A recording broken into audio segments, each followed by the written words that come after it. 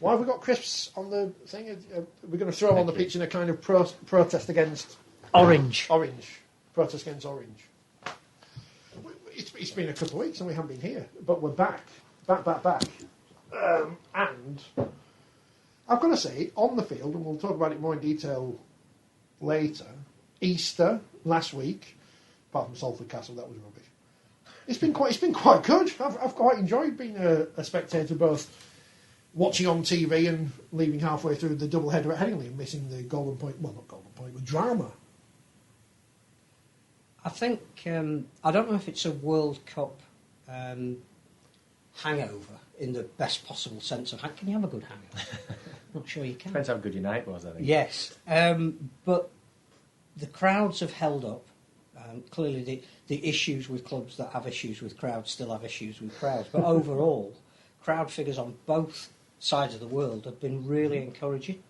The broadcast figures have been encouraging, and I think there's probably been more talk and exposure for Rugby League than we would normally get, which is great.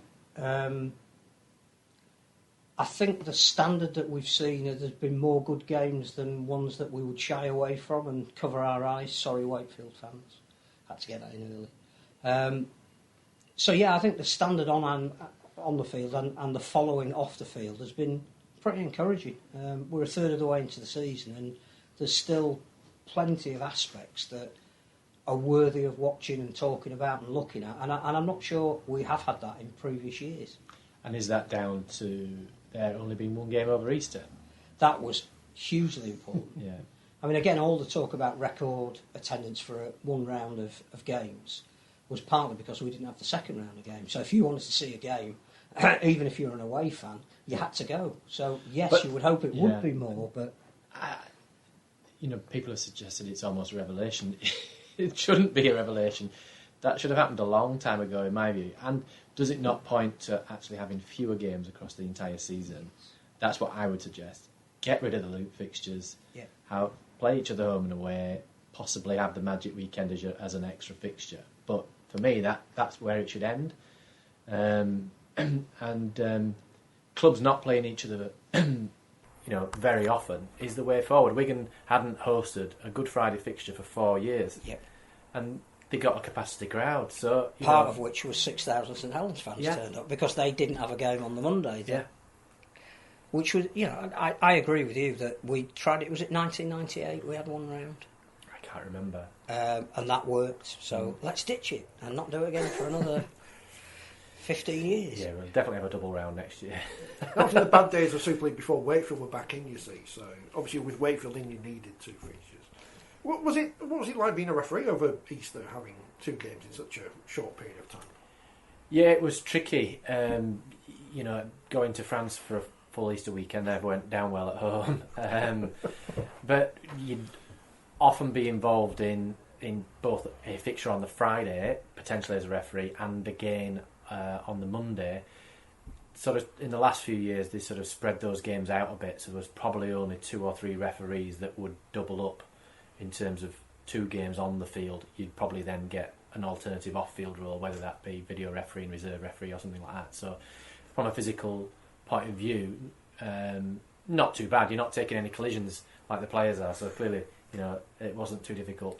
Sometimes they had us in on an Easter Saturday to review the Thursday Friday games, to then box those off before going into the Easter Monday games, which really sapped the joy out of your Easter weekend. So no amount of eggs can compensate for that. Yeah, no, I wasn't a fan of it, but for me it's about getting the product right on the field, and the weather again helped over Easter. It was sunny, there were great crowds, there was good quality games, and that has to stay now. We can't chop and change, go backwards and forwards with it. For me, that has to have gone. And the other thing I saw on social media was around this argument that people say, well, if you're on TV, you're not going to get as big a crowd. Well, that potentially disproves that argument, doesn't it? That just because you're on TV doesn't mean that you're going to get a lower turnout. I think the other thing it proved is that when everybody's scrambling and fighting for space and media coverage, whatever that be that social media or written media, if you've got a narrative, so our story wasn't just the game that was played on Thursday. It was how did that game then impact on the two games that we saw on Friday, and how does that roll into the two games we've got on Saturday? And we've still got a game left on the Sunday. There was a rolling commentary that made you tell a story rather than, let's quickly get these games out of the way and let's try and tell the same story again. Absolutely. 2 days later. It was so much...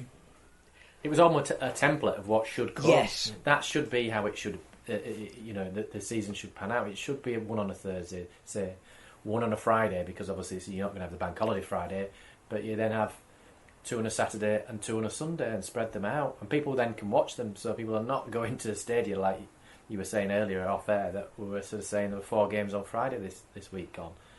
Well, immediately you're probably taking arguably 25,000 off your viewing figures. Yep. Something like that, so you can add them back on potentially. But also you're denying yourself a potential monetary opportunity, because on Friday night, clearly it would have been great to have watched the Warrington-Wigan game if you couldn't get there. But actually, Hull KR St Helens had quite a lot riding on it, had a real good, again, story behind it. If that had been played on a Saturday afternoon, it wouldn't materially have affected the people that would have gone anyway. But if you just put that on our league for £5, I think you'd have got a lot of people watching it. I agree. I'm hoping that IMG, they'll have something like that in mind. We're not a strong enough sport to go back to back on games, or up against each other. Perhaps is a better way of putting it. Diluting our products. I mean, it's a good job we've brought in from the outside a marketing company who have been around from the 1970s. A global marketing company. They've just bought the wrestling and merged it with the fighting, actual fighting, rather than pretend fighting. After years of listening to people inside the game, we've come up with ideas like giving points for a result at half time, that kind of thing. And a club call, that was a good one. Went down well. And all the other things we've done. Now we brought in some people from outside. 8 Super 8s, they were good. I like the 8s, apart from the bottom 8s because they were pointless. The Championship Shield, well done to, was it Bradford and Sheffield who won that? Hunslet won it once at the Challenge Cup plate. Oh yes, I think Keithley won League 1. I think we did that live on Radio Yorkshire. A witness. But IMG, they're rubbish because they're going to win the vote. There's no point in talking about this, is there? About Wakefield are potentially going to vote against it, and Batley and Keithley might, and whoever else, because they're not going to win this vote, are they? So unless they break away and form a 4 or 5 team league of all the dissenters, which would be quite funny. The only question I would have is whether I've seen a debate as to whether the vote should be open vote, so everybody knows what each other's voted, or whether it should be a closed vote. I don't know whether you've got an opinion on that, because I don't know what the history of these votes are, and whether they're usually closed votes or whether they're usually open votes. If you're talking about transparency as being one of your key tenets of why you're bringing in a grading structure, then it doesn't do any harm to have an open That's my vote. view. I think the more transparent you are, then it proves that you've got nothing to hide. And okay, we know there's going to be dissenting clubs, but personally, I don't see the issue with that, because you're never going to. If you're opening up to a vote, then people are entitled to their views on it. You're not necessarily going to get 100% backing. No, I think the disappointment is that we went into this on the back of the unity tag. The coming together again of the RFL and Super League, and we're all in favour of RL commercial, and we need to move forward under the banner. And the word unity was used by everybody on both sides. With the first vote we're having that's testing that unity, there is 2 or 3 days before the vote, which I think, the vote I don't think looks to be in any threat whatsoever. Just gives an impression that we're a disunified bunch. Yeah, I'm not unduly concerned about it. I mean, I would counter the word unity anyway, because we went from arguably one organisation was the RFL, then it became and Super League Europe, and then we unified but created a new organisation. So we then had 3 organisations, but somehow that was unified. Why not just have one organisation, or is that just too simple? I get that, they came together and formed this new sort of company, if you like, but I wouldn't have gone so far as to say it was entirely unity. No. But I think it is a shame that everybody is entitled to their opinion. You have to say that as shareholders of a company, you have to vote in the manner in which you think will protect those shareholders. And if that is seen to be in opposition to the majority, you still have to maintain that position. I just think we've gone on a bit too long with objections that seem to be around. We want to embrace a minimum standard. It's something we've never done before. We wrote a document called Framing the Future. We didn't fully implement it. We brought in licensing that was supposed to be based around minimum standards. We never really actually properly policed it. We're now going back to a new form of grading, which should be allied and based alongside minimum standards. That is somebody everyone in the game should want to sign up to, because at the very least it tells them where they are, what they need to do. It's supposedly based on empirical data rather than opinion. I'm not sure that it's going to tell us anything we don't already know about every single club and where they sit in a grading structure. So, no, and again, I'm hoping that when those scores are issued, that's transparent. And so the public can see what clubs have scored and where they score and where clubs can improve in order to move forward, and the public knows what that is as well. But yeah, I'd be interested to see what the outcome is tomorrow. I think we know what the outcome is. It's just what the share will be. And there'll be at least 3/4, I think, vote in favour. The interesting thing would be, hypothetically, say it didn't go through, or the opposition was... We signed a 12-year deal and it ended well, within 6 months. Well, that's the point I was going to say. That, or if this one goes through, there's enough dissent that the next one's going to be harder to get through. And IMG look at it and say, there's a bit too much hassle involved. We just signed a £20 billion deal with WWE we're off to do the rest we're going to do and UFC. Why do we need to bother with Rugby League when really the return we can get from it is relatively negligible? So the alternative to them not being able to take everybody with them is to cream off the ones that essentially invited them in the first place, which are the top Super League clubs. And you can see that almost Keighley, Batley, Featherstone, maybe Wakefield, maybe Castleford, who are looking after their own interests, if they were to alienate the top clubs on IMG and they broke away, what is left for those clubs that don't go with them? It's almost how Premier League football started. The top 5 clubs got a deal from Sky that said you need to break away from your current commitments with the FA and with ITV, I think it predominantly was then. We will create a new competition. If you 5 come, that competition will now start. And then the other clubs had to sort of say, well, I'm not really sure where we fit in it, but we have to be wherever those 5 clubs are. And eventually, those 5 clubs sort of got their way. We got the new Premier League. There is still promotion relegation, but with parachute payments and everything else, it does protect a certain core of those clubs. So I just wonder again, IMG aren't going away. Whatever people say, if they lost the vote, they aren't going away. They've signed a 12-year deal. Absolutely not. They'd just tweak it to get it to a position where you have sufficient votes to get something through. But as you say, I don't think that will happen. There is a risk if it was voted down, then that is a potential risk. But I think that really is extreme. I don't think it'll end up at that. No. So imagine if Dana White of UFC, I won't use Vince McMahon as an example. If Dana White came in and ran Rugby League, forget Barry Hearn, you get Dana White in, apart from when he's doing all the bad things he does.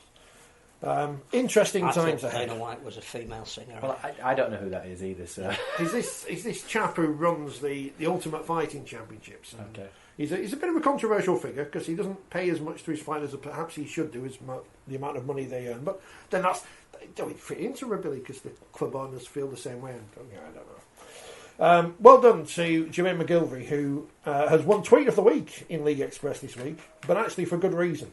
Because he actually tweeted something interesting. Martin Salah couldn't win it because is he still blocked on Twitter? Is he still tweeting Elon Musk?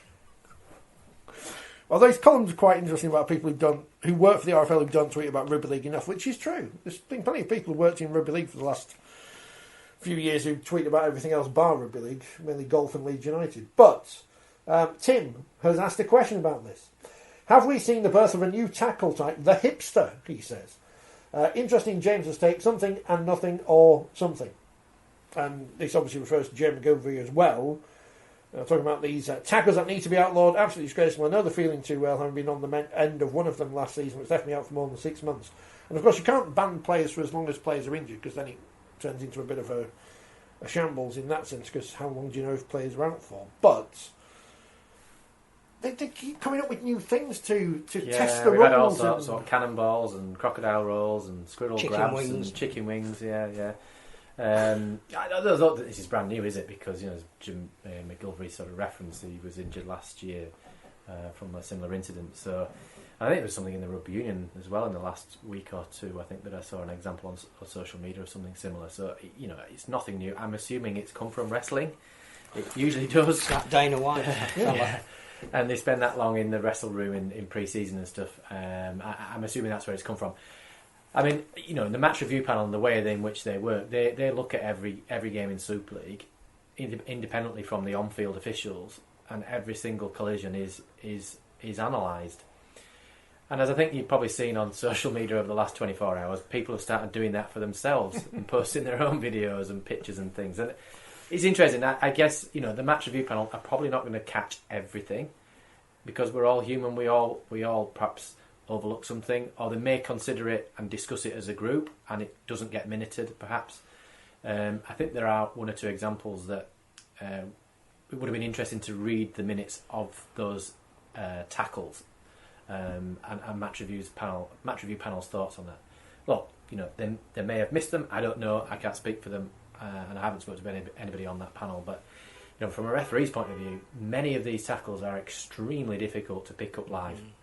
I would suggest that anybody who saw the incident with Mike Cooper live and realised what had happened in that live shot, not even on a replay, would have done well. I'm not even sure Mike Cooper. I think probably Mike Cooper did realise, but he might have been the only one that realised exactly what had happened. So even on replay, they're very difficult to review, and I've no doubt that match review panel are spending quite a lot of time debating it as a group amongst themselves as to whether something should be charged, and if it's going to be charged, whether it's what sort of level of charge it should be issued. I know there was obviously controversy around the grading that was issued to Morgan Knowles, and then it being sort of the ban increased. But that's I guess that's they would argue, the panel would argue, it's because of the injury. It's a mitigating factor, and you can't get away from that, can you? Or an aggravating factor is probably a better phrase. And the reality is, if Mike Cooper's season's finished, then you're not going to ban somebody for the rest of the season. So it has to be an uplift on the standard ban for that grading. So I think they probably got it about right. It comes back to it not happening in the first place, and players adapting their tackle technique to avoid it. Is it because players are told by coaches to slow down to play the ball? Is that part of it? No coach, I'd think, would go out and say, go and injure another player. No, drop them across your hip. But what they might say is, your job is that big guy's coming to our posts, our defence has been fractured a little bit, your job is to slow him down for as much and as long as you can. Possibly. I'd have to watch the tackles again to see how they pan out. I think the Mike Cooper one, he ends up in an upright position perhaps longer than you don't see many classic rugby league tackles where it's an instant hit and somebody is put on their back, and when you do, the crowd oohs, and it's usually clipped at the end of the programme, isn't it? There aren't that many one-on-one tackles like that, and so you're ending up with 2 and 3 men in a tackle, and a player in possession still driving forward and still got leg drive, and it is a way in which they can stop leg drive. But I'm not suggesting that any player or coach coaches it.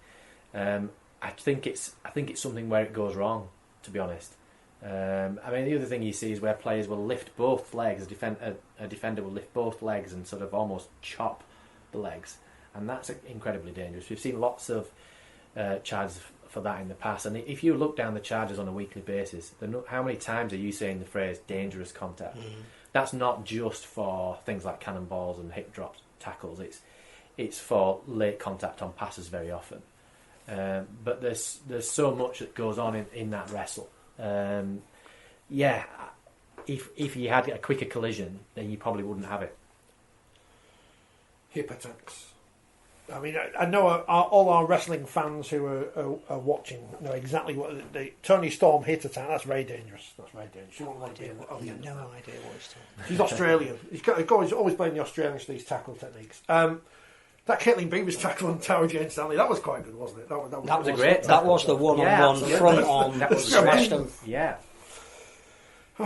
Twice, I think she did. That was fantastic. That was great entertainment. Any other?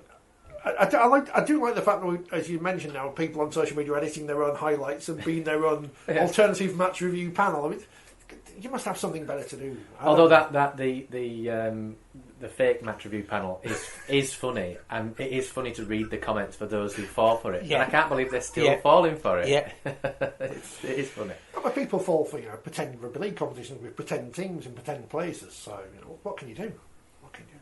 Maybe that's where Keithley and Wakefield and Castle, whoever, could play in this competition with Pyongyang and Bucharest Bucks or something. I don't know. Are they in? I think you've just made them up. Oh, we just made them up as well. Yeah. So we'll get some shirts made for them as well. Bucharest.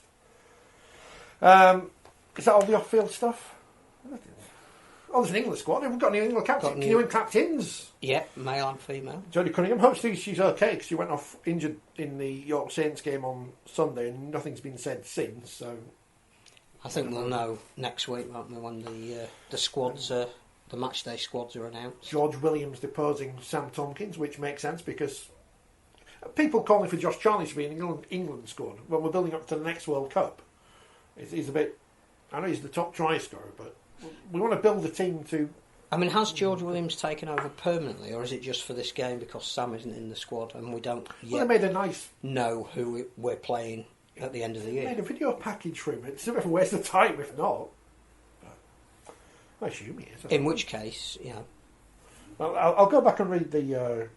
I mean, are you both upset that you're not in the squad because they picked so many players? If you weren't in that squad, you'd be very upset, wouldn't you? Not quite sure why. I do know why they picked 40 players. It's because obviously there's an England Knights competition, which hasn't been named as England Knights. It's England. It's England, but that's strange. The European Championship, but with England in. But why have we gone? The whole point, we've had previous tournaments with England Knights playing in a European tournament. Why you can't have England playing Tonga potentially, and then England playing other European teams and pretend it's the same team? No, but it can all come under the banner of England, and I think they picked the 40-player squad because you could almost cut that in half. Well, not half, because you're going to bring in maybe 10 NRL players. So let's assume England are playing Tonga in the 3-match series that we all desperately hope, but we don't know yet, and we don't know where those games will be played, which would be interesting to see where they are. So if you take the top 15 of that 40, add it to the 10 NRL players, that's your England to play Tonga. The remaining players who would normally be named under a separate England Knights banner, because it will be branded as England, because that's only fair to who they're playing, they've now picked them already for the European Championship. And looking forward to the 2025 World Cup. England are playing Tonga at the same time, on the same day as England are playing France in the European competition, or whoever that may be. To me, that sounds ludicrous. Well, you don't have to play at the same time. But it sounds like something that would happen in Rugby League. We're just trying to dress something up that isn't. Why not just make it England? I don't think it's disrespectful to the teams. If you're Serbia, you want to promote you playing England. There is no concept of England Knights. No, I get that, but... And if you're Wales and you're Scotland and you're Ireland, you want your players released for meaningful internationals with caps, you need to be playing England. You can imagine as well... But England and France can't qualify out of this tournament anyway. They can play in the final. Yeah, but they can't qualify. It's a qualification for the World Cup, isn't it? Well, it is for two of the teams that the next team, but the ones that don't go into another qualification competition in 2024. So it's not a be-all and end-all. But if England and France get to the European Cup final in France, it'd be very interesting to see who England would pick. It's like Eurovision. If Great Britain took part in the semi-finals, even though they qualified already for the final because we put too much money in. Williams, it says here, succeeds former Wigan Warriors teammate Sam Tompkins, who has confirmed his retirement from Rugby League at the end of the season, which I'd forgotten about. So I'm assuming they won't pick him for the Tonga test, because I thought when the England Rugby Union team picked Sarah Hunter for the first game of the Six Nations, and then she retired, I thought it was a bit disrespectful to their opponents. You can't treat an international which you're going to win 60-0. So if Sam scored 7 25 tries by the end of the season. Yeah, he's not going to be picked. No, I'm not. No one to pick him. He's not going to have a farewell. Well, in which case, I think he could play against Serbia. We should pay tribute to him because I think he did a good job as England captain. We got to the semi-finals of the World Cup. And I think was a good leader on the time. He spoke well, and I think he gave it as much as he possibly could. He played through obvious injury at the last World Cup, but he's never been anything other than passionate and proud to be the national team captain, and he should be feted as such. I know he's obviously got a future as a referee as well.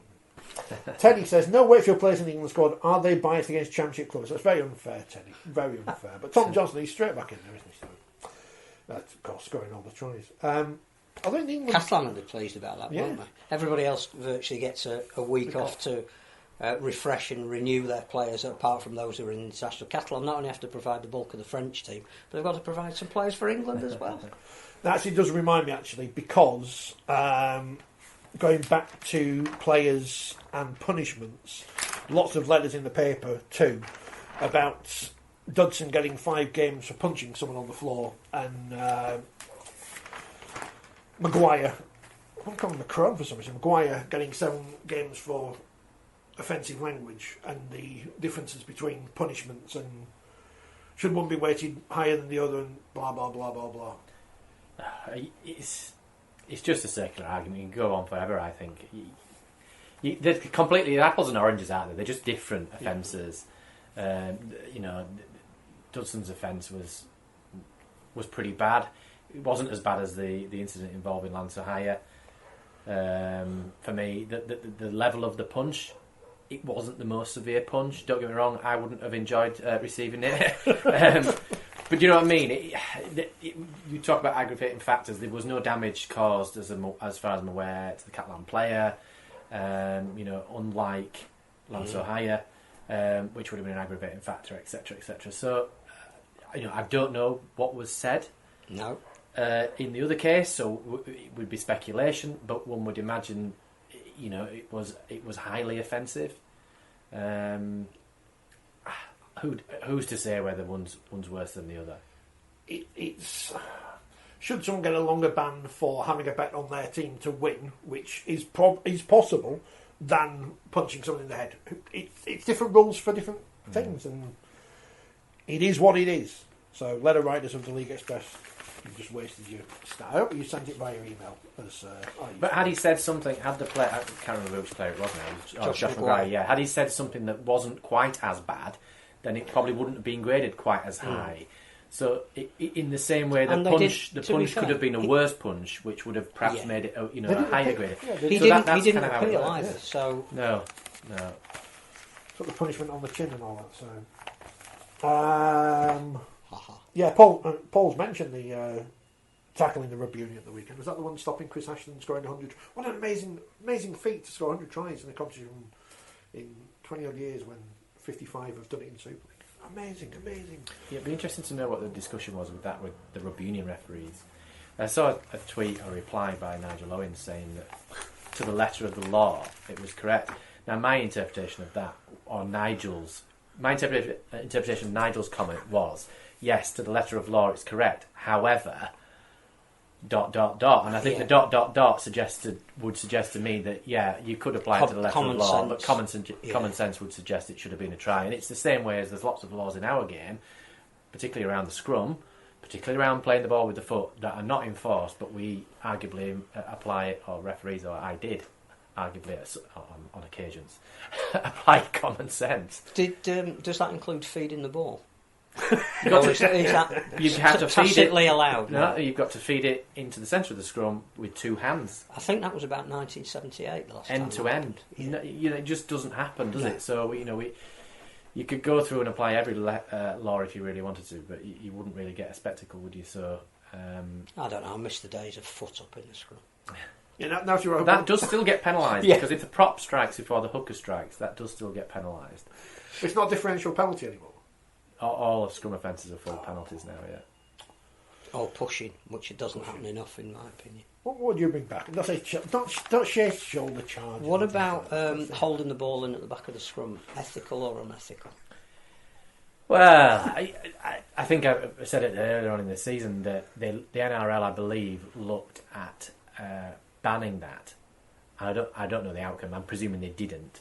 But for me, there's two arguments. I think, as I understand it, there was a discussion with the Super League clubs around whether it should be banned or not, and the argument that came back was, don't ban it because we'll trap the ball in the base of the scrum, which allows our scrum half to come round to give us the extra attacker when we're on those centre field scrums, and you've seen lots of tries as a result of it. So when it's done for the right reason, like that, for me, it has a place. So when it's done when it's trapped in an attacking scrum situation, it's different. What some teams do is just do it when they're attacking, but in there, 10 metres from their own line, just to get a cheap penalty to get out of that field position. That's where it's arguably unethical, and it's making the game look messy.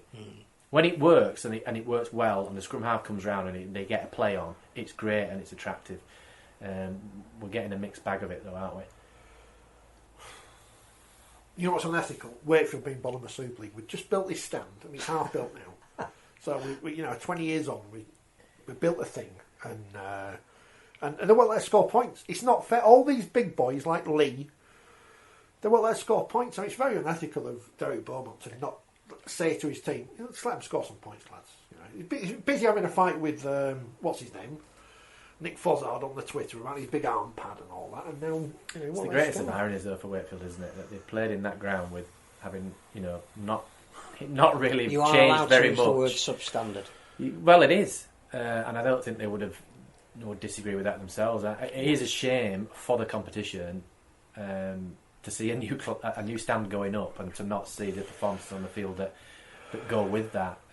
But although the argument that goes with that is that's why IMG's grading will reward that, rather than it just be solely 100% about what they're doing on the pitch at the moment. That investment in the stand is not wasted.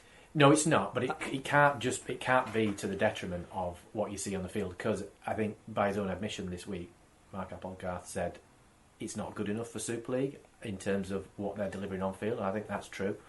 So you've got to have balance, haven't you? You can't just put all your eggs in one basket in terms of a stand or whatever it is, facilities, and then forget what your product on the field. But they seem to make... We talked about this at the beginning of the season when we were looking at everybody's prospects. They seem to make a conscious decision, which economically may be exactly the right decision for where they are, to pare back for this year. And a lot of the investment in the facilities is the £2 million they've got from Wakefield Council, which is great that it's being input into that. It's going to enable them to do a lot more junior development on match days because they'll have the capacity to do it. Theoretically, it will give them the chance to have more corporate investment, although you'd have to say that's mitigated against if you're in the Championship. But there will still be people that will want to come and have a pleasurable match day experience that they can't at the moment. I think it's more to do with that they made a conscious decision to not have a big enough squad, and they made a conscious decision to promote a coach who was going to be put in a very difficult position to manage that squad, and those chickens are coming home to roost now. I agree. Well, it's not a surprise for most people in the sport, is it, that Wakefield are bottom of Super League? I think the issue is that they just can't score points. They're competitive for 30, 35 47 minutes. 9 games is pathetic. Yeah, but then there's no other word. They're exhausted with no reward, and that defensive effort has taken it out of them. And attacking wise, there's no go forward. 5 games out of 9 without a point, and averaging just over 5 points a game, and that includes what did they score 26 in round 1? So if you tip that out and average it out, it's even worse. I don't know what the answer is. I mean, I get the impression they're standing by Mark Applegarth. Which really they have to, because unfortunately, if he was dispensed with, and we have to remember that James Ford is in the background, who's waited at least 10 years to have an opportunity to coach Super League. So if they did decide to move those two around, and I still think they'd find a place for Mark Applegarth to go back to looking after the reserve grade and the pathways. I don't think they'd dispense with him, but that virtually would be the end of his head coaching career as a Super League coach, which would be very harsh, because I'm not sure what more he could have done. I'm not sure it would have been the job I would have taken if I had been Mark Applegarth, but he may not have really had much choice, because you have to show an intent by throwing your hat in the ring, and then when you get given the nod, you sort of take it. I don't know. They almost look like, it almost feels from the outside looking in that they've preempted where the game's heading in terms of IMG, yes, and they may be gambling on, if we do get relegated, we get the new stand, we've got an academy, we've got X, Y and Z in place, we feel that we're a strong enough club to get back into Super League. Which that's is a big gamble to strange take. that they then are proposing to vote against the IMG proposals. It is, and then you've obviously got an outgoing chairman, owner, Chief executive, sorry, yeah. The thing about that is, if you're going to bring new investment in somewhere along the line, and there is potential in a city that doesn't have a professional football team and quite a good catchment area outside of the fact that we know already about Featherstone and Castleford being on their doorstep, there is quite a lot for Wakefield to go at south of the city, going on to that border with South Yorkshire. That you would say that if you're going to tempt an investor in to take over from Michael Carter, then a grading system whereby it isn't solely about we need to spend the salary cap and buy the best players we can might be an attraction. So again, why necessarily would you vote against a proposal that would put off a future potential investor when you're looking to withdraw from your position? So they will have their own reasons for doing it, and there'll be some assurances that they've asked for that they possibly don't feel they've got about how they would get back into Super League having invested in the ground. But I think the issue is for whatever reason, and again I suspect it was economic, a lot of their high earners went at the end of last season. That may or may not have been a really wise thing to do, to get rid of all of them at once. But the quality of player they could then bring in with the salary cap they were working with was never going to replace those players. So we shouldn't be surprised that with a couple of injuries, particularly to spine positions, their squad was exposed to the extent that they've had to take 4 loan players from other Super League squads that are not 100% dissimilar to their own. So they're taking the players that can't get in. Yeah, are the academy players at Wakefield any worse than the academy players at Wigan? I mean, obviously, Wigan win academy grand finals or whatever, so that's not a good example. But let's go with Huddersfield. It's Huddersfield and Hull. But if you're a Wakefield academy player and you're thinking, hang on a minute, why can't I get in the first team? They're not losing, they're not winning, they're not scoring any points, and yet they're bringing in somebody else from outside that arguably is not much better than me. Why don't I get? Why don't I get a go? And maybe, well, if you go to France, apparently. Yeah, and I saw that tweet. But why not give them a go? Because what can you lose? Mark's Applegarth suggested this week about players, particularly in that second half, almost taking the wrong choice, not playing for each other. Actually, maybe just give a bit of youth a go and see what you get. It can't be any worse. Well, I mean, I've had... particularly for the next 2 weeks, they've got Warrington and Wigan, haven't they? Or Wigan and Warrington coming up, and then they've got Hull after that. Nobody would bank on them securing a win in those 2 games. So maybe the next 2 games is an opportunity to blood some youngsters and do something different. Something has to change, is what I'm trying to get to, because you can't keep doing the same thing. But it would be unfair if it was the coach. Well, I mean, he's been given a deck of cards, but I don't know how many of those cards he selected. But the thing about that is he knew when he took the job that he had a relatively weak squad, that most people were predicting they would finish 12th. That squad has been slightly reduced by injury, but it's not his fault that he's got that squad. What I'm saying is, if it's the end of his head coaching career, that'd be really tough on him. I agree. I mean, again, looking from the outside in, my impression was that the players last season had an influence on the decision to get rid of with poaching. Yeah.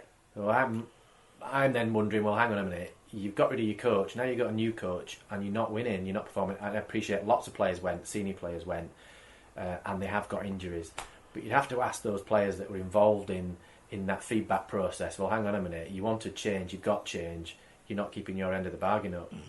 I think I saw a slight change this week from Mark Applegarth in that he put pressure back on the team, I think probably for the first time this season. The danger with that is you've then got to go into training on Monday and mould this group together. You do, but I think what you saw was... And because you're a rookie coach, then players will turn around and say, well, who are you to tell us? You've gone in the press and you basically said some of us aren't trained, so which one of us do you think aren't? And then how do you propose? I think that'll be obvious from those who aren't picked, won't it? I mean, Tex Hoy wasn't picked at the weekend, was he, against Leeds? I don't know if he was injured. I think he's injured, yeah. Yeah. But I don't know, it's a difficult situation. I don't know what the vibe is amongst the Wakefield fans. I saw Oh, Michael Carter's message, I think, today. Not great. I think I can understand Michael Carter's frustration in so much as that for the last however long he's been in charge of the club has said we need X amount of fans to be able to spend up to the salary cap, and I don't think he's criticising. Well, he's criticising the fans who are having to go on Facebook and Twitter and whatever. Yeah, he is. But how many of those are actually paying to go to the games? Well, I have to it's say, those that aren't. You know, my experience of being an official going to Wakefield, particularly as a touch judge, because you hear more of it, is you actually hear the number of times I heard Wakefield fans having a go at Wakefield players was far too often. So I actually think Michael Carter has a valid point. He does, but it's a bit naive when you've lost 32-0 at home. Yeah, I would say. And I'm not going to say the coach is perfect, because obviously you can't have a record of 0 and 9 and be perfect, but professional rugby league players in an elite competition must look at themselves and think, we haven't scored points in 5 games. How have we not scored a single point? Teams do not defend perfectly against Wakefield and then fail to defend perfectly against every other team in the division. So you've got to stand up to yourself and say, whatever game plan the coach is giving us, and you know, Scully's been in the studio a million times to say what players do and what coaches say, and what players do, that's nothing to do with what the coaches say. Those players can't go out there and somehow not score points. I just can't reconcile that in my brain. We can get on the coach's back as much as you want, but if the players aren't performing, and I've got my ideas, and I've not seen Wakefield live this year, so it's unfair for me to say. And I'm obviously I'm in a privileged position where I wouldn't have to pay if I wanted to. Well, use my wife's season ticket, so she. There are players who I'd have nowhere near the club, and it's obvious who those players are, or some of those players are. But if you're a professional and you don't have pride in your performance, not to be at a certain level, I just. Well, this is, I mean, again... And it goes for Hull as well. Well, before we come on to that, because that is the obvious next place. Because pound for pound, they're worth. I just wanted to mention that I think Leigh's performances in the early weeks of the season, particularly that victory at Wakefield, has probably taken them out of that relegation battle. Yeah, because the gamble might have been Leigh might implode at some point, or Leigh are not going to gel. Yeah, Leigh have got an ageing side, and they've put all of their hopes on very experienced players to make a big noise early in the season to get themselves enough points to make them safe. And then if they do go through a period where they've either got injuries or players need some time off or there aren't enough juniors coming through to fill the gaps where they need to, it's not going to matter, because they now probably have condemned Wakefield to at least 5 wins when they haven't had any out of 9. That is possibly already enough to save Leigh, I think, this season, which is a massive credit that we're a third of the way in the season and the promoted team have done enough to stay up. So I think that probably needs mentioning. On the whole side of things, just going back to what you said about players have always got something to play for. If there are 20 players out of contract, and if you assume that 10 of them are playing to retain their contract at Hull, the other 10 are playing to get a contract somewhere else. So I'm not sure that argument about just because you're out of contract, it holds some sway. It's very hard to get a team unity when some know that they're not going to be there next year, some know that this current coach doesn't rate them and he's told them that perhaps they don't have a future. And that's what Darryl Powell had to deal with at Warrington last year. But I'm not sure I buy into this just because you're out of contract means you're not going to try. There's always a contract you're aspiring to get, even if it's at another club. Yeah, I think it depends how... Tony Smith is going in there to change the way it's run, isn't he? There's no doubt about that. Otherwise, why bring somebody in? Something has to change. So it's how that change is brought about. And, I understand that the way in which Darryl Powell did it last year upset... ruffled the feathers amongst the players. Not just, I appreciate... Particularly the senior players. Yeah, I appreciating that, yes, the number were off contract, but getting away from that, which I think is a valid point, is that he ruffled the feathers and almost sort of said, look, you're prima donnas in a way. I'm not suggesting that those were his words, but that sentiment in a way. You don't know what's being said behind the scenes at Hull. People generally don't like change, do they? No.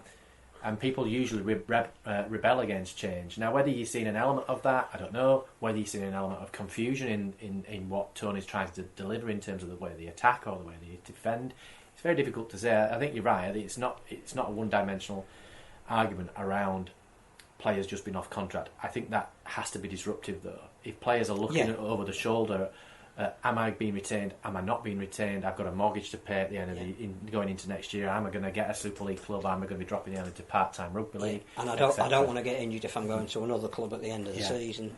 So I think they have to tie up.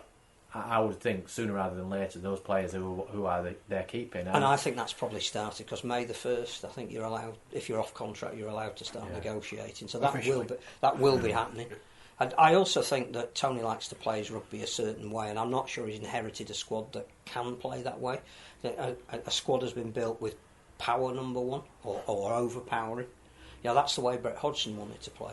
Tony wants to play a far more expansive brand. That's very hard to bring in, even in one off season, especially if half of the players that you want to try and teach that way aren't going to be there next year. Yeah. So I can see that, again, listening to him in press conferences, there is a massive amount of frustration that he is hiding at the moment with what he wants to do and how he wants to do it. The worst thing Hull could do and Hull fans could call for is for him not to be there. I just don't think that will happen. I believe he's had the backing of Adam Pearson. I know that's usually fateful if you get the backing of your chairman, but I don't envisage a situation whereby Tony Smith is sacked this season, because otherwise why bring him in? He's one of the most experienced Super League coaches, and no matter what you may think of him, you can't deny his experience and his ability to improve teams generally where he's been. So I don't see that changing. He's done that at 4 clubs. Yeah, and it took time at Huddersfield. Yeah. He inherited everything he needed at Leeds. He started to rebuild a culture at Warrington that wasn't there. Unfortunately for him, just couldn't get the prize they wanted. He got some others along the way. Started to turn things around at Hull KR. They again became entertainers again with him at the helm. So everywhere he's been, may not have been immediate, but he has sowed the scenes of long-term change and success. And I think that's the point. I think we've made it before. It won't be immediate, and I think the Hull FC fans have just got. I just think it's worse than anybody expected it. No, I think it is. But I think if you're a Hull FC fan, you're probably your saving grace from their point of view is probably, sadly, for you, Wakefield Trinity. It's Wakefield. It's just Wakefield. We're only a third of the way through the season, so who knows what might happen in that second third or in that final third. Things can change. They may recruit some players. They may suddenly start finding a little bit of form. They pick up one win and it snowballs into 2. You just don't know, do you? But the trouble is, though, again, to find some players, there has to be finance. And one of the things Mark Applegarth said after Sunday, when he probably was the most open and heartfelt he'd been in all the press conference he gave, he did talk about, we're looking for recruits, but it will be determined by economics. Well, again, depending on which pool you're allowed to fish in, will or won't change your fortunes. If Corey Hall going out and Will Dagger coming in arguably didn't improve the squad, which is no disrespect to Will Dagger. They just weren't bringing in somebody who was better than Corey Hall. And if they're going to have to shop around in the lower divisions of the French league, then it's not going to change their fortunes around. I mean, it's not ironic, but Mark Applegarth probably needs what Chris Chester had alongside him at Wakefield, an experienced coach above him. If Tony Smith was with Mark Applegarth, I'm not sure, because I think whoever is the coach at Wakefield can only work with the resource that they've got. And if you're John Keir or Tony Smith, you're still looking at that same team sheet. Yeah, I do wonder whether Mark and James Ford are having conversations with trusted people around. I'm sure they probably are.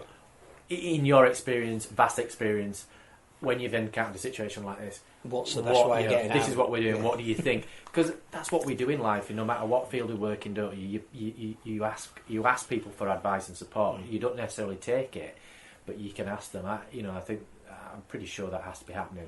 I mean, usually what you do in this situation, if you sign Stuart Fielden for a world record, but break the salary cap, relegate Castleford and stay up. But unfortunately, Stuart Fielden's retired and Wakefield don't have the money to do that. So. But it's lined up for a humdinger, isn't it? In what? Not 3 weeks because there's the international break. Weeks, but it's 2 or 3 rounds. Against Hull. Where's that at? Is that at Wakefield? I'm not sure if it makes a difference. Really, does it? Playing this week on the Super League website. I'll be a while I'm on the Super League website. By the way, now the sport's all together in one organisation. Why don't the Super League Twitter, which is now under the auspices of the Rugby League commercial, is that what it's called? Why don't they tweet about the other competitions which bear the name Super League, like the Women's Super League and the Wheelchair Super League, both of which are underway now? Just saying on the pitch, the Wakefield pitch, my understanding again with that £2 million they got from Wakefield Council, part of that was about having more community involvement. Yes. And by having an element of synthetic in your pitch means that you get greater use of the pitch. So one would expect people to be hiring that pitch during the week. Yeah, and Wakefield Football Club are playing there. Yes. Wakefield FC. Is it Wakefield FC? Yeah, they're going to be the winter tenant. Right. So, commercially, they're going the right way. Yeah, absolutely. Great news for you, James. Great news for me. Great news for everyone. Is that Wakefield Hull is on the telly on the 11th of May because the pitch is great now. No stories about the pitch this week, will there? Nothing about the pitch. It could be a 0-0. Could be 0-0. Couldn't it? Sky Sports, 8 o'clock, Thursday, 11th of May. Put it in your diaries now, kids. I think I might be working. I'm going to ask to work. I'll work for free. I reckon that'll be like sitting at the guillotine in revolutionary France, knitting. It's not described Wakefield Castle as El Crapico, but I don't know how... we can't even use the words to describe what this will be. Oh, dearie me. Wakefield normally do all right against Hull, though. I was scored 70 against them the other year. That was good, yeah, but that's, you know... They haven't got 17 total. Who was it? What was the stat that was rolled out that Josh Chan had scored more points this year than Wakefield? London Scholars have scored more points, and they've played less than half the number of games. And London Scholars are also, you know, bottom of the whole pyramid of professional rugby league. He says with you need to let it go. Professional. I know. Maybe the people buying London Scholars could come by Wakefield. I do wonder though. The longer that goes on, we said this earlier on in the a few weeks ago. The longer it goes on where you don't score, it must become a massive. We need the German fans with the big arrows behind the goal. They're almost begging for the Challenge Cup to come and to get the lowest ranked team in the cup, so they can get some points. Yeah. Do you know what I mean? But actually, when you come to the lowest ranked team, the pressure ramps up. I think it might only be Dewsbury. I think they're the only League One team left. I think they play London away, don't they? Yeah. And with the way that they're playing, that local derby, Wakefield Dewsbury. Well, yeah, and the way that Dewsbury are playing, it might not be a surprise if they beat London. It would be a good fixture, but also I think that would be a pressure fixture for them. Absolutely. When Wakefield played Leigh a couple of years ago on the telly, Wakefield only squeaked past them. Only squeaked past Bradford in my brief reign of terror working at the club. But remember, Dewsbury is a League One club. But Wakefield get into that next round. But yeah, it almost feels like they need the old Challenge Cup where they play the amateur side and rack up 80 points. It's getting worse.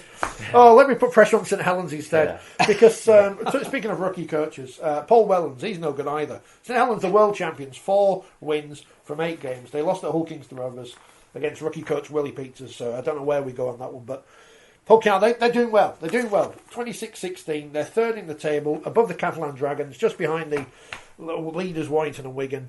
Let's praise Hull Kingston Rovers. Carson says we should make Pray for Wakey t-shirts. So it's beyond that. It's beyond that now. The thing about Hull KR is that they've got a settled spine, and all 3 good enough to be picked for England's extended squad. They are playing some great rugby. They've got a couple of really hard-working forwards. I think George King has been absolutely massive this year. Another former Wakefield probably hasn't got the raps he deserves. I haven't mentioned Batchelor. But he's been brilliant leading them forward. They've got 2 hookers that can change a game, either if they're on together or one replacing the other. Halfbacks that are young, dynamic, and have a potential international career ahead of them, and some great experience in the 3 quarters. And you put all that together and you keep those on the field for long enough and you can start winning some games. You've got a passionate home crowd to play in front of. You know, they've beaten St Helens, Wigan and Leeds at home already this year, which, you know, at the start of the season, you go, who are, 3 of the bigger teams that we're going to get at our midding, and you've already beaten all of them at home. That is seriously impressive. But I think towards the back end of last year, forgive me if I'm wrong, they were losing quite a number of games. Tony Smith ended up leaving, so he, whatever Willie Peters is doing, he's doing a good job. I think you make a really valid point about the settled squad and the spine, but I think they're probably exceeding their own fans' expectations at the moment, lying in 3rd in the table. But the more points you pick up at this stage of the season, it eases the pressure later on in the year. I'm not suggesting that they'll finish in the bottom half, because I don't think they will. At the moment, you definitely suggest they would finish in the playoffs with the way they're playing. 2 half-backs coaching them. so they play relatively attractive. Their initial instinct isn't to grind their way to victories. They're given a licence to play. Lachlan Coote, who could well be in his last year at full back, is recapturing some of the form we saw when he was at St Helens. It's a good. Their recruitment has been as good as it could be within the terms of the budget that they operate in. And again, I reckon that's the difference perhaps between Hull, who seem to have a bit of a stagnant squad that they need to prune desperately. Hull KR over the last couple of years have brought in exactly the right sort of players. They've got some young local talent starting to come through as well. Of the two, one model's clearly working at the moment. The other I think there's lots isn't. of positive stuff going on off the field as well. Yeah. The rebrand I thought was good. I thought it was a good rebrand, and the directors that appear to have brought in, I think they've announced this week that they're going for planning, I believe, on a 3G pitch. Which again opens up community use. It looks rather tightly squeezed into that corner, to be honest. It sort of eats into Craven Street to me, but anyway. You're seeing positive signs. Which again, going back to where we started, is this all on the back of IMG? Because virtually every director who's come in have said, I've been prepared to invest because I can see the direction of travel the game is going in. I can see we own our own stadium. I can see that we've got a structure within our pathways now that is going to get local young kids through. I'm happy to invest in something like that because we're not going to become a yo-yo club that's looking over our shoulder worrying about relegation. I think arguably yes, but I would suggest it was already happening anyway. But I think it's probably continued because who's the investor that's coming into Wakefield to take over from Michael Carter? And where are all the other investors? Where's the investor taking over at Hull to take Adam Pearson's role? Exactly. Because some Hull FC fans have questioned his role because their continued underperformance. But nobody's coming forward. He keeps saying in all of his interviews, "I'll go tomorrow if somebody comes in and and how many clubs do you hear that? That's what I'm trying to say. So I think you're possibly right with the IMG, but I think it'd be wrong to suggest it's just because of that. But I look at clubs like York as well, who I know we'll talk about as regards the fantastic start with their women's team. But if you talk to Clint Goodchild about his aims and aspirations for York, he's not just looking at the league table. He's brought Andrew Henderson in on a 5-year deal to put everything in place that he thinks that club needs. They don't just look after the women, they're embracing the fact that the women are an integral part of what they're doing. Before the game on Sunday, they had a networking event for women.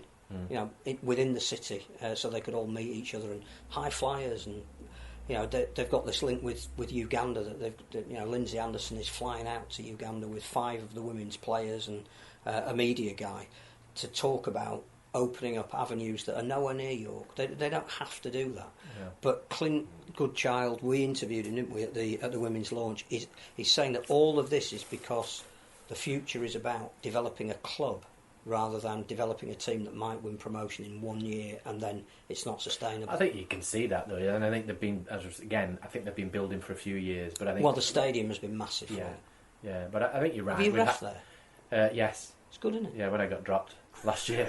But it's a great facility. Yeah, no, it's a great stadium. It's a great stadium. It is. I didn't mean to bring that up. No. I got dropped that many times. I can't. Over the last few years. They all blend into one, but no, it's a great stadium. It was a good game actually. They played Batley. It was a Monday night TV game, I think. They don't get massive crowds though. Well, they got 1,000 for the women's game when the men were They playing. did, and that's what I was going to say. It's strange. Why was that because it was on Sportsman or whatever it was on? Why do you have the women playing at the same time as your men's team?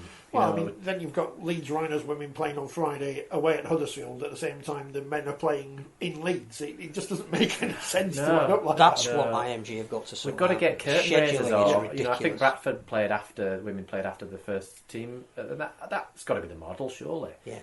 Either before or after. Yeah, if people are coming for a day out and experience, then if they want to get in early or stay later and watch an extra game, then they can. Don't play a team whose men's team are also playing at the same time. Why did Leeds Huddersfield play on a Friday night, the women's game? I suspect that was at Huddersfield's invitation, but they don't usually play their games at the John Smith. So, But jumping back to St Helens and the men's team, I think I reckon some of the Saints fans will start getting pretty anxious because they play Warrington this week. Big game. Massive game. For both of them. Because we all said how Warrington react to their first defeat will tell us a lot about them. Yeah. I'm presuming it's at St Helens. So it's a massive game for arguably more so for St Helens really than Warrington. Although I was surprised, with the injuries that Saints have got, the fact that Mark Purcell's having to play in the second row, the fact that Paul Wellens wants to stamp his way on the team, that was always going to be a little bit of transition. It wasn't ever going to be quite the same as Christian Wolf. The fact that and it's not an excuse now, and they would have never used it as such, but they did have to fly to Australia and come back. Yeah, I think the biggest thing I'm not surprised that they've missed a couple of results at this stage. No, but I think the longer it goes on, the harder it becomes, to sort of, people keep going back to the World Cup Challenge. It would have had a massive mental effect rather than physical for me. Not physical, no, mentally. To that's get up difficult for something to absolutely to peak for something before the season's even kicked off. Yeah. To win it and then think, right, we go again the week later. That is incredibly difficult. Well, it's Easter, isn't it? It's like Easter times 10. And if you take boxing, how often do boxers compete? Yeah. Once every year? I don't know. Well, if it's AJ, about every 2 years. Yeah. So I mean, a silly example perhaps, but one. Yeah. No, but you're right. And so there was always going to be that. I do think they've been a bit unfortunate with injuries as well. And they've not had many injuries over the last few years. The other thing that they have been unfortunate with, which is of entirely their own making, is their discipline this year doesn't seem to have been that good. I don't know what the overall cumulative total is, but I reckon they've probably had more players banned so far this season in terms of the weeks that they've missed than any other team. Yeah. I think boxers are a bit like racehorses. The very tippy top ones you only see them a couple of times a year, but all the other ones, they're out there working all the time. Usually in the... Are we allowed to mention horses? 5 furlong contest at Wolverhampton. They're there every day. Well, something super. Wigan beat Warrington in the massive game on the telly on Friday, which was exciting. 13 points to 6. So obviously that's it for Warrington now. Playoff intensity, I'm told. Great crowd. Record crowd. Yeah.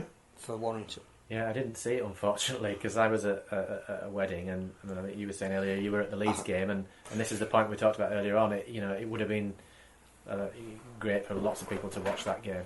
I've seen the highlights of it on the Super League show, and I've seen some of the talk around some of the video referee decisions, which I don't really get. I do get. I get that they're controversial, Pierce Paul? but Can't Pierce Paul. Wishbone tackle. Yeah, that's what I was sort of suggesting earlier on about the match review panel. I've not read the minutes. I understand that they're probably not in the minutes, so I wonder what the discussion would have been. I would suggest that he doesn't take it beyond a normal range, but don't get me wrong, I wouldn't like my legs to be pulled in that situation either. So, if it's been missed, and I'm not suggesting it necessarily has, but I'm sure they'll be having a conversation behind the scenes. What we do need to do is pay tribute to Wigan now, because that was on the back of the derby and all the emotion that was invested in that, to then go to Warrington. It wasn't quite Easter because there was a bigger gap for the next fixture, but that was almost, how do you back up your best performance of the season? They backed up with the second best performance of the season. They've had 3 derbies probably consecutive, haven't they? Mm-hmm. I mean, they play Leigh into St Helens, into Warrington, and they've got 3 wins, so you can't argue with that. On the scale of how good a match is, that was a good match. Salford Castleford, not quite as good a match, not quite as exciting. No, I did see that. But Salford won, and Castleford still rubbish. But again, that was a tired Salford side that gutsed out a victory, which goes the absolute opposite to the way Paul Rowley likes to play. But I reckon he would have been as pleased with the way that they held on and won that game as he would if when they ran in 60 at Hull, which is what they love to do, entertain. In terms of building a team to be there when it really matters and to be able to play a style of game when it's knockout rugby, I reckon he'd have been really pleased with that. But I think he referenced that it was almost an Easter weekend for them, didn't he? I think they played on the Saturday, didn't they? Not the Sunday. So, and I think usually if you play on a Thursday, you usually don't play on a Sunday, do you? So it was no different to any other Super League weeks. I think that was perhaps a bit not quite right. But Castleford. Well, the backdrop of the game was just, it was too much. Andy Lasseter's got a job interview tomorrow. Is Andy Lasseter going to get the job? It's all based on this game. It's not obviously based on But are Castleford breathing a sigh of relief like Hull are that Wakefield exists? Yeah, I would imagine so. I think everybody would be who's towards the bottom end of the table. But Cass aren't offering enough. And he has chopped and changed his team a little bit. But again, this is one of the arguments about licensing when we had before, is that teams don't have to offer too much, they just have to offer enough. So, hopefully the IMG plan takes account of that, because what you don't want to see is teams towards the bottom end of the table, and I appreciate it's not all on performance, just doing enough. No. Just doing enough off-field and on-field. But that is going to affect what grade of B licence you get, so you are going to have to be on your game. I don't know. Is Andy Last going to get the job? Still no. I mean, I wouldn't have thought. Still no white smoke at Weldon Road. If he was going to get it, they'd have announced it by now. I think because you can't just say, "Oh, it's off this game or off that game." Or... I think he's going to get it because he's the man in situ at the moment. And again, a bit like Hull, they've got 14 players off contracts at the end of the year. They need to be deciding what they're doing next year and the year after, and they need a degree of stability. Yeah, it's just. I just think the whole thing's a strange situation, isn't it? Because would Castleford have appointed Andy Last without Leigh Radford? So if had there been a vacancy and he applied, would they have appointed him? I'm not sure whether they would or they would. I'm not suggesting that they necessarily wouldn't, but I'm just posing that as a question. But if finance is tight, do you want to pay somebody off if you don't have to? Do you want to pay a larger salary to somebody to bring them? I would suggest not, which I think. Which is why I think he'll get the job. I think he will get the job, but I think he'll get it on the rest of this year plus next year, and then they'll probably reconsider again. I'm not suggesting that he won't then get renewed, but I don't imagine they'll give him a 3 or 4 year contract. Is if Leigh Radford had told them in the close season that he wouldn't be re-signing at the end of this year, that any major change they were going to make, including where Andy Last fitted into that, would have happened before the season started, not 3 weeks in, because there's not a lot Cass can do at the moment. No, but I think if you're a club building, you have to have half an eye on your head coach leaving within a relatively short time frame, and you have to have a succession plan. It can't always be head coach and assistant leave the club and you bring in new people. I think you have to have a succession plan somewhere along the lines. Look at Paul Wellens. Yeah, I appreciate mid-table at the moment, but there are lots of examples where Danny Maguire at Hull KR, where it looks like he might go into coaching as a head coach in the future, and he's sort of slowly building. But like Tony Smith, it's going to need a very strong personality at Cass. That's not a place for a rookie to make their coaching debut. If you've got 14 experienced, wizened players about to come off contract, and you're playing a certain way because, again, Leigh Radford's bought that type of player because that's how he wants to play. Yeah, but you're not suggesting Andy Last is a rookie. I mean, he's a rookie head coach. He's a rookie head coach, which I think is different, because I think then you're dealing with direct contract negotiations. And also you've got to look at what style of football does Andy Last want to play. And the Castleford fans, quite rightly, demand that moniker classy. They need to play a certain way to get buy-in from their supporter base.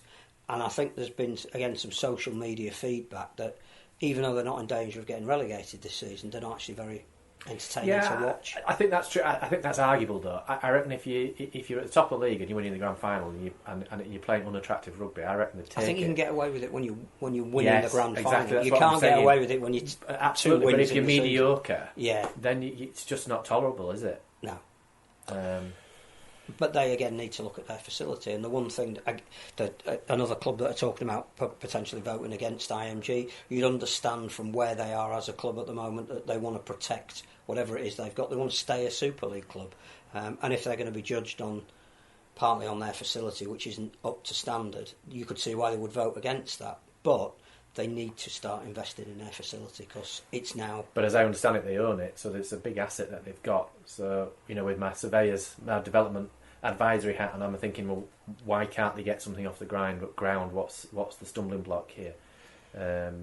I'd be interested. And there's £2 million quid from the council to throw into whatever project they might come up with. But they need to start doing. They need to be seen to be starting to do something. So that's where Wakefield are in advance. With all due respect to some of the names I've seen today linked with the Castleford job, you can see why you may as well just give it to Andy Last, because those names have got any kind of. You're not looking at names of coaches who failed in Super League before and think they're going to come in and turn Castleford. The interesting one, I think, is Justin Morgan, who's been linked with the job, because again, I think he is the kind of personality when he was here that you'd think he could go into a club like. What you'd have to ask is why hasn't he been a head coach for the last 10 years? I think that's left field. Like I think you say, he worked in the NRL referees department for a while, actually, to Justin Morgan. But I can't imagine that situation. There's more chance of Dave Woods off the BBC getting the job than Dave Woods, the former Castleford coach. And I think Dave's too busy. I assume he is anyway. The interesting thing you mentioned about Castle owning their ground, and I think the most controversial thing I've ever said on this programme, going back to the Radio Yorkshire days, was comparing Rugby League to Speedway. But only in the last few days, Wolves have been told that they're going to have to be moving out of Monmore Green. You can't just pitch up and build a Speedway track somewhere.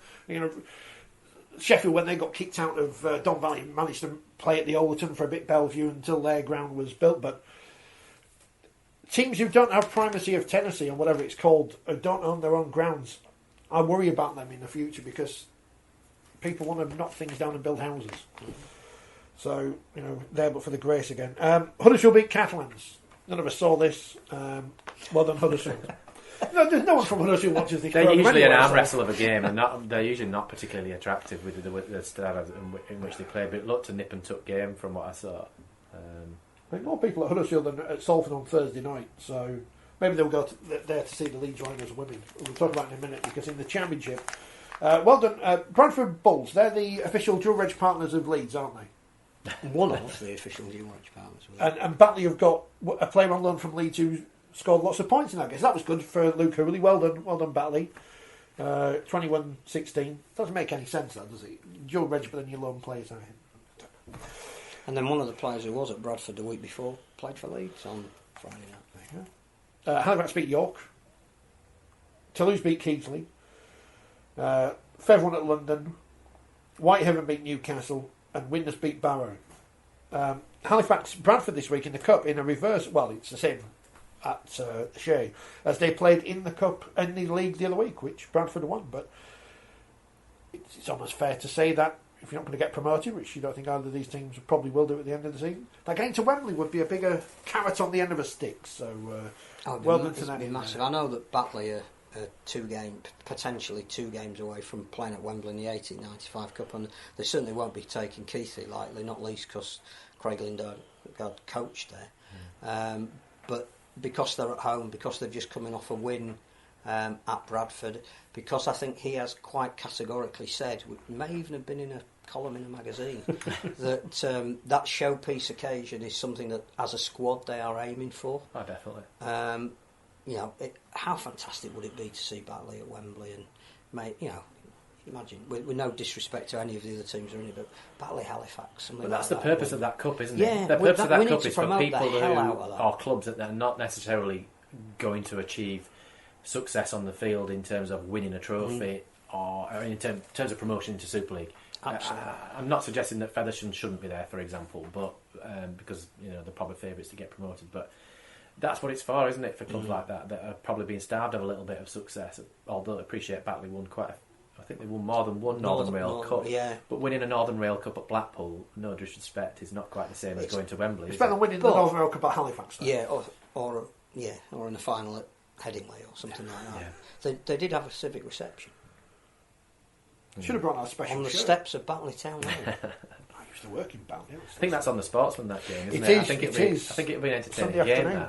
Sunday night, I think, 7 o'clock. That's the Halifax Bradford. Yeah. Oh yeah, the Batley ones. Is that 3 o'clock Sunday? Yeah. So again, do I go out to a game on Sunday, or just stay and watch Rugby League for free? And the Halifax game is on iPlayer, isn't it? Yes. So I think there'll be two entertaining games. Because Fax knocked out Fev in the last round. Yeah. It was last round. Bradford and Halifax met a couple of years ago when Bradford had beaten Leeds and the Bulls were back, and then Halifax said, "No, you're not back," and went to the semi-finals and had a great day out in Bolton. If you can have a great day out in Bolton. And the draw's on Monday. Is it? Yes, 6:30. On the Red BBC. Oh, does that mean we're going to go News? We'll go against it next week because it's rubbish anyway. I mean, I'm not knocking Dave Woods or anything, but we, it's just but we can give the draw out live, can't we? 3 people pulling the balls out. Just do the draw. Just do the draw. League One. It's actually a couple of games I would have fancied going to yesterday because I've never seen Midlands Hurricanes in their new guys, and I've never seen Cornwall play. I could have gone to Dewsbury or Hunslet, but I didn't realise they were on. Dewsbury beat Cornwall 78-10 in front of a crowd of not an NA. Doncaster beat Oldham in what sounded like a very exciting game. Brett Ferris. They're two clubs. On his 400th appearance. Two clubs on the up. Doncaster and Oldham. Hunslet beat Midlands, and Workington 29-28 winners at Rochdale, who were 22-8 up at half time. How did that happen? I should read the match report, but I can't be bothered. Also this weekend, it was the Wheelchair Super League. It was we can't say really magic weekends, is it? Afternoon in Birmingham. Central inclusive round it was. Central inclusive. I see the round. AFL have copied the idea, haven't they? Are they doing it as well now? What have they called it? I quite like what do they call it? Oh, gather round. The gather round. The gather round. Yeah.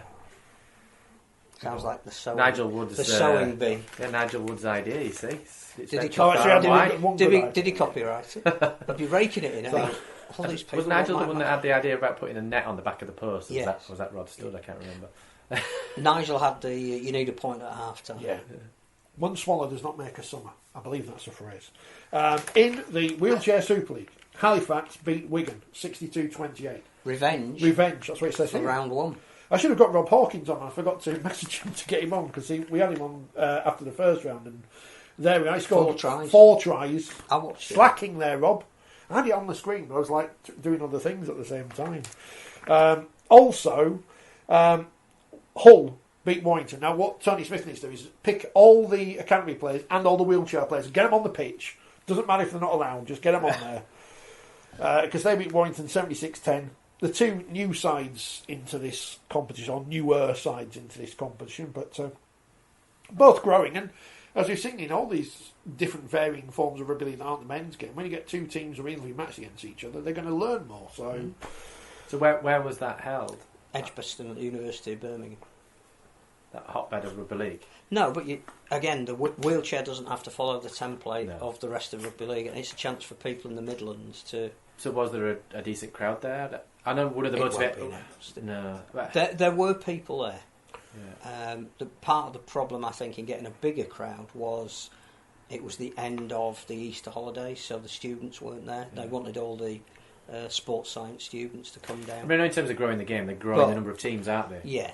How do you grow the spectator base, I suppose, is where... But I think one of the things that they're right to do on the back of winning a World Cup is take it round. So it'll be in Newcastle the week after the running magic. It's going to back to Manchester where the World Cup final was and down to London. So, no, I think it's a great concept. It probably just needs some time to bed in. We don't want to do it once and then never do it again. So Leeds won again.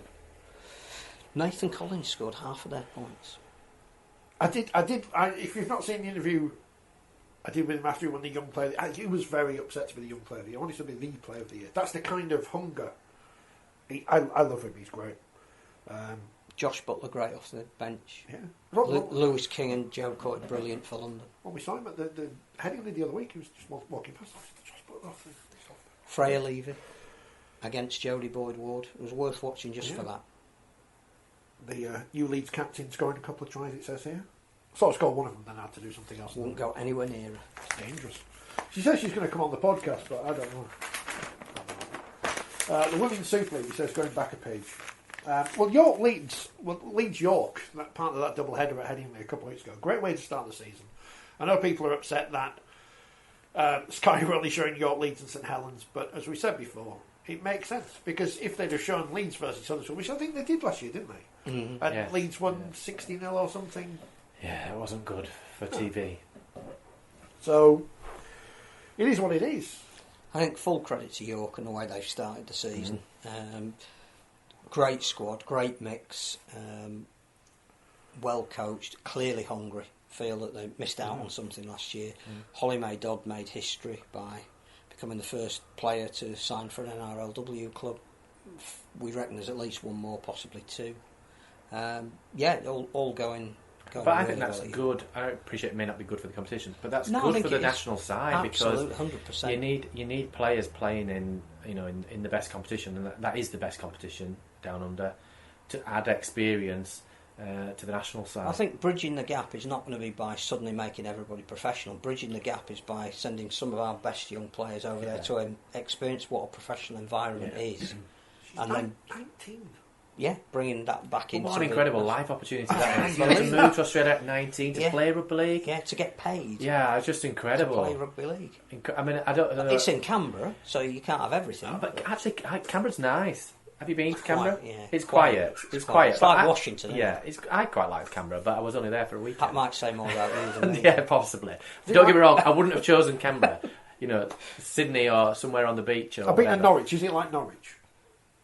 You know, I it just, don't it think just it's got a exists. cathedral. It might. But if you're going to sign, do you want to sign for York, It's St more like Helens or Milton Leeds, Keynes. or do you want to sign for an Australian For team the at experience- 19 I think and Milton go and live down under? It's The just experience incredible. you've got of playing in Absolutely. Sydney and Queensland and New Zealand, it's and that lifestyle as well, Absolutely. where you can train every day and just Yeah. see how good you can be. Georgia Roach to Newcastle Knights will be the next one, I think. Is that what you've heard on the grapevine? I think it's pretty much common knowledge. When I spoke to her earlier today, I was like, "We know you're the first. We know there's other players going out. We know what's happening. So there's going to be a cohort of English players." I The don't know where I really came up with interesting that thing word. is, though, there's going to be a lot more expectation on Georgia because she's playing in the halves. And they're bringing her in to steer that Newcastle team around. Holly I know she played in the halves in that game, but she is a running back rower. I'm not going to tell you everything I asked her because you can go watch it yourself, but I did ask her about playing in the first two games of the season, whether she was worried about picking up an injury, because it is a big move, and she wasn't worried. Well, that's Other why, people were, but she that's wasn't. why Georgia Roach didn't play. Yeah. So, good luck to her. Good luck to them all. Yes. What an amazing, as you say, opportunity it's going to be. York's second halves have been very impressive in both their games, against Leeds in the first match and against St Helens on the Sunday. I wasn't surprised York won by so many. I was surprised that Saints hung with them for so long, if you see what I mean, especially with the number of young players in there. Hopefully Jodie Cunningham's okay, because you imagine being announced as England captain then picking up an injury before, a couple of weeks before the first game, so I hope she's okay for that. But very impressive from York. Saints are obviously going to grow as the season goes on, but it's up to York now for too. Warrington. And the last thing I want to say about York though is Simon Middleton, the coach of England, the Red Roses, the England women's team, the rugby union team, suggesting they should bring the goal kicks in from the sidelines. Which I thought, if I said to a woman, well, what we're going to do is, right, you're not as good as men at kicking, so I'm going to make it easier for you. Get beaten up. What about golf? Do they have women's tees? Well, they do.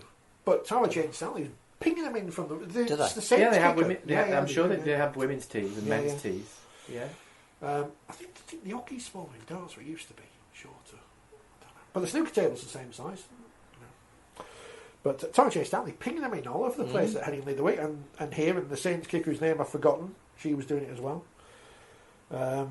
Rhiannon Marshall battering people.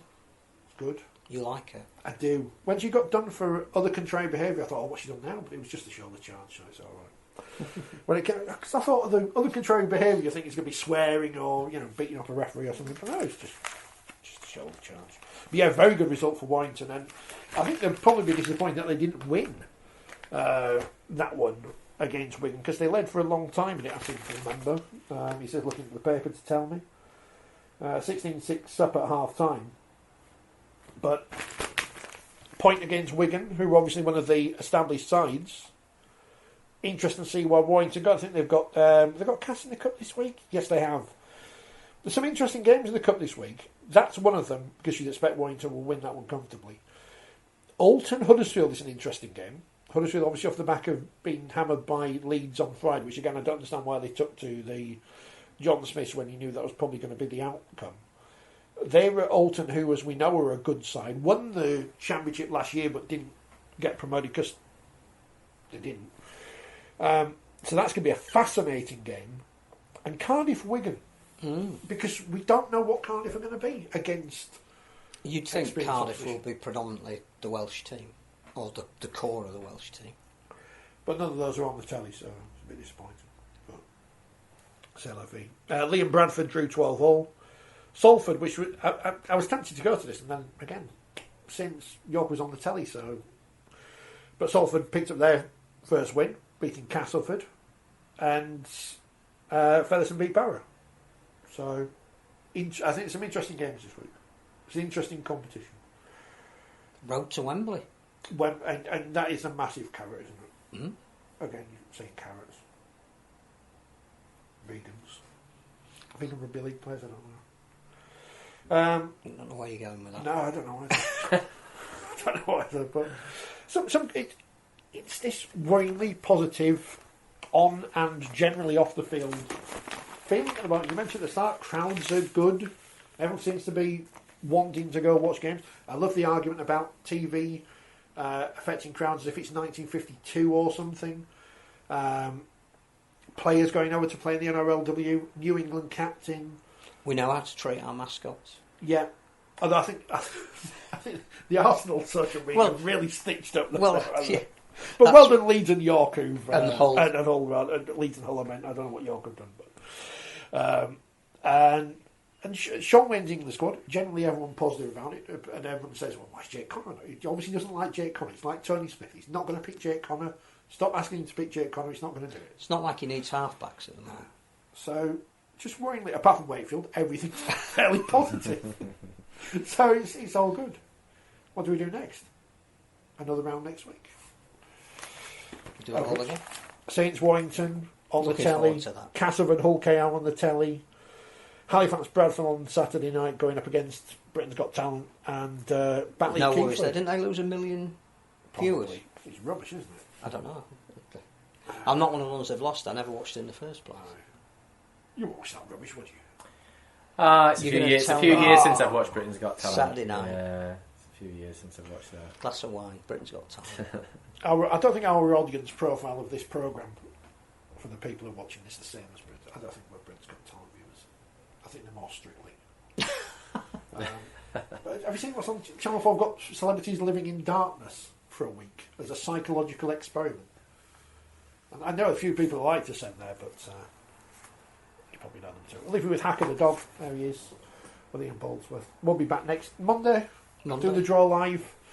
We'll do it ourselves. So enjoy your weekend of rugby league. We did enjoy last week and the week before, and hopefully we enjoy this one as well.